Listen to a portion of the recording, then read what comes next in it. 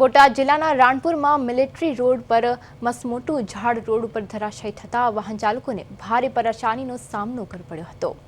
રાણપુર પંથકમાં સવારે ભારે પવન સાથે વાવાઝોડાની અસર જોવા મળી હતી। તેમાં રાણપુરમાં મિલિટરી રોડ પર કેનાલ નજીક મસમોટું ઝાડ પડ્યું હતું। આ રોડ ઉપર ટ્રાફિક ધમધમતો હોય છે અને સારંગપુર ગઢડા બોટાદને જોડતા મુખ્ય રોડ છે, છતાં તંત્ર દ્વારા ઝાડ ખસેડવા કોઈ કાર્યવાહી પણ કરવામાં નથી આવી। તંત્રની બેદરકારીથી વાહન ચાલકોમાં ભારે રોષ જોવા મળ્યો હતો।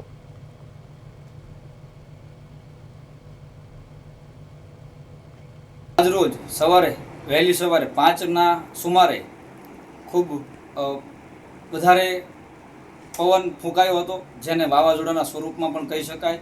જેના કારણે આજ રોજ બોટાદ જિલ્લામાં આવેલો એકમાત્ર નેશનલ હાઈવે, જ્યાંથી ઓછામાં ઓછા 8 થી 10 જિલ્લાના વાહનો, માલવાહકો તેમજ ખેડૂતો અને રાહદારીઓ પસાર થઈ રહ્યા છે।